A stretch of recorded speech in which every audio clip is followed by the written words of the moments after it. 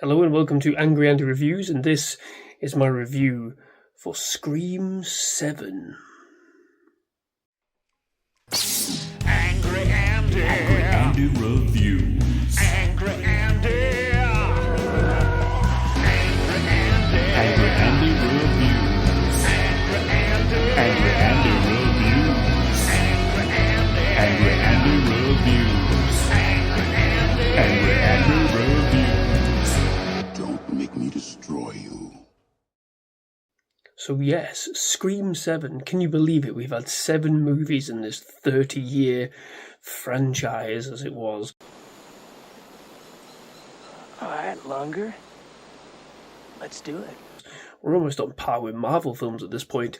And as much as I am a big lover of Ghostface, his maniacal plans, his faux pas, the way he falls over inanimate objects in the house, and brings this air of entertainment. I think he is my favourite slasher killer in horror. I think we are at a point with this film where I think Ghostface has said everything he's going to say at this point. I think the troubles that came about with the aftermath of Scream 6 with the Melissa Barrera and forgive me, I can't remember her name, the one that's in Wednesday that I haven't seen the season 2 of, all the fallout from that, and the fact that Neve Campbell herself wasn't in Scream 6 because she thought they weren't going to pay her enough, which is appalling. Of course they should be paying her. And then she's come back for this one. There's a lot that was kind of riding on this. And I think it is doing a lot of money. But it's tired. It feels tired. It feels oddly lackluster, this movie.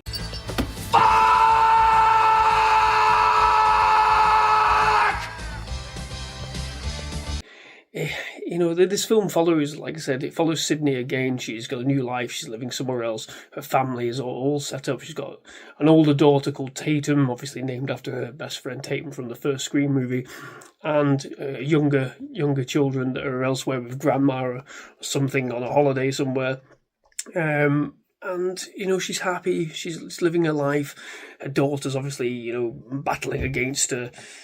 Typical mum and daughter kind of battles. She wants to go and do these things. She wants to see this boy and have this boy come in, in a room, pretty much like Billy did. And obviously Sydney's fighting against all of that, almost smothering her own daughter for good reason, really. As given everything that's happened to Sydney in her past, there is obviously a hell of a lot of trauma there and a bit of reluctance for anybody to get close to her.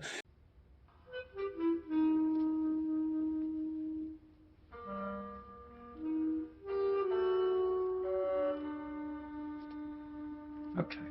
And this film follows, a bit of a paint by numbers sort of figuring out as to who Ghostface is. Really, there are no surprises in this film. I think the problem with this franchise at this point is you can't have anything that's a genuine surprise or a genuine twist or anything that you're really shocked about, any important revelations at this point. We received all the revelations we were going to get at the end of Scream 3, really, when you think about it. Going on from there, as good as Scream 4 was, do we really evolve anything? Do we really go anywhere?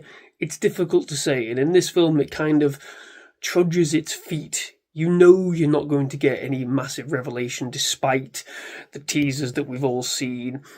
There's interesting... how do you put it without spoiling it? There's interesting cameo work here in this movie. And again, without delving into too many spoilers about it, those cameos ultimately are surface level. Look, what the fuck is this? What the fuck is this? They're absolutely surface level. They do nothing to push forward, anything, the lore, the legend, the storytelling of this franchise. It is just about how Sydney deals with her trauma, how she comes away from that, and ultimately how she tries to help her daughter get through all of this. So despite some interesting ways that Ghostface dispatches people, even then, really, when I think about it, there's nothing really stands out and goes, "Oh, that's going to be fucking memorable. That's going to be wild." Like when Randy gets, dispatched in the second film, which is arguably one of the best of the entire franchise, and how shocking it was. There's nothing here that's shocking in that way. Everything, like I said, is paint by numbers. The only time the film really feels like we've got a sense of urgency is when Courtney Cox arrives, when Gail Weather appears, with the two people that just seem inserted into this movie because they were the best characters of the previous two, the only ones that wanted to come back.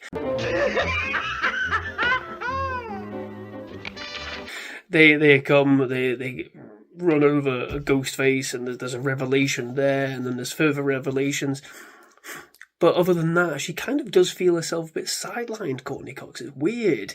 It's strange. It's like, you're the only one that's left alive, and we can bring back without having any any major issues. It is...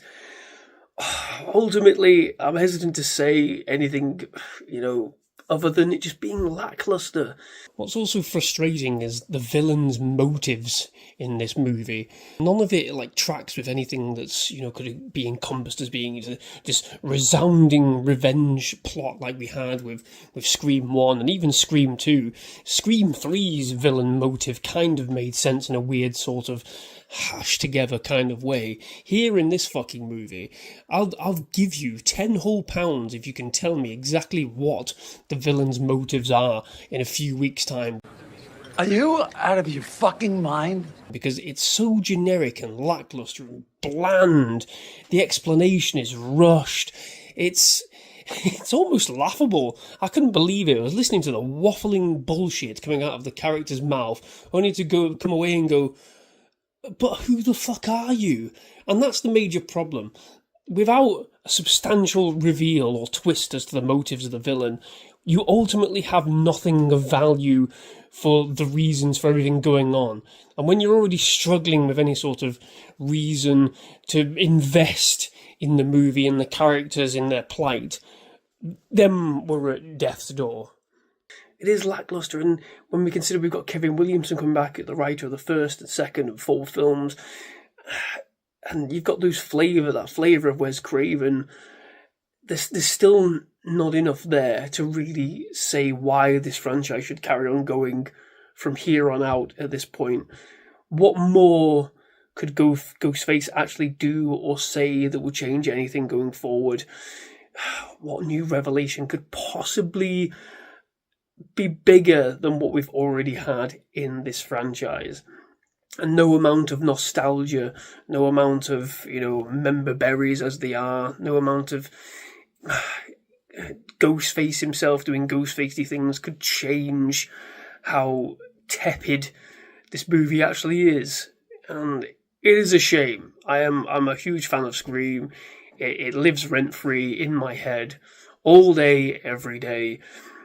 At this point, I don't think we should get a sequel. But, as with the previous films, if the money's there, then we're going to get one, aren't we? Because let's face it, baby, these days, you gotta have a sequel.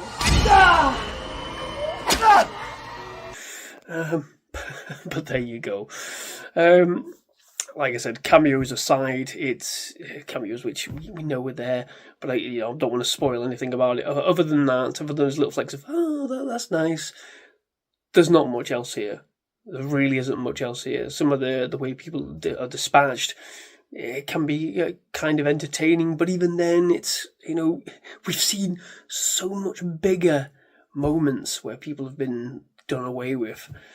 Nothing here really fits the bill. There's some gruesome elements to it, but it feels like that's the way the franchise is pushing it. It's more gruesome rather than shocking, like, oh fuck, I didn't expect that person to go, or I didn't expect that to happen. That famous person like Sarah Michelle Gellar, she gets dispatched in that way. We don't get anything like that here. The characters are okay, the ones that come in and go, they're okay. They do just about enough, but none of them will live long in the memory.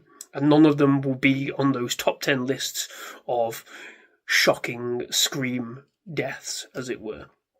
So there you go. It's a bit of a middle of the road horror movie for me. It's come, and to be fair, will I forget about this film? Probably the finer details, but obviously being a Scream fan, I think there will be something there that I'll remember by and large, more really to do with what happens to Sydney. But there you go. There's not much else to this film. If you are a massive fan of Scream, obviously you're going to go out and see. You might have already seen it already because this review is a bit late. But beyond that, I can't really say there's much else there, really. Yeah. Never mind.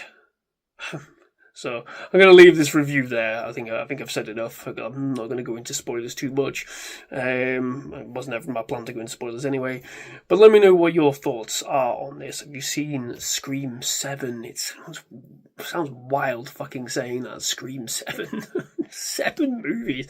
Back when I watched this, the very first movie when I took my... took advantage of my drunk mother and father and asked them for the Sky box office pin and put the very first Scream movie on when I was babysitting when I was like fucking 11 or 12 or something. Different times back then. Alrighty then. And I put Scream on. Back then I had no idea we'd get to fucking 3, let alone fucking 7. Crazy. But there you go. That's my thoughts on Scream 7 and revealing my own maddled brain from back when I was 10 or 11, whenever it was that I watched it. So there you go. Thank you very much for watching. If you enjoyed this review, then leave a like and subscribe to the channel for more reviews like this. Been a little bit quiet because we've had a new arrival in the family this last couple of weeks, and I didn't want to watch Star Trek fucking what's it called, Starfleet Academy anymore. Shit. I'm not going to waste my time on shit when I'm not getting any sleep at the moment. So there you go. Thank you very much for watching. I appreciate everybody's subscribing to the channel and following and liking all the reviews and everything. Even if you didn't like this review, fuck it, leave a comment. Let me know what your thoughts are on all of this, all these shenanigans, and I will be back with you hopefully again very soon. Thank you very much for watching. Bye bye.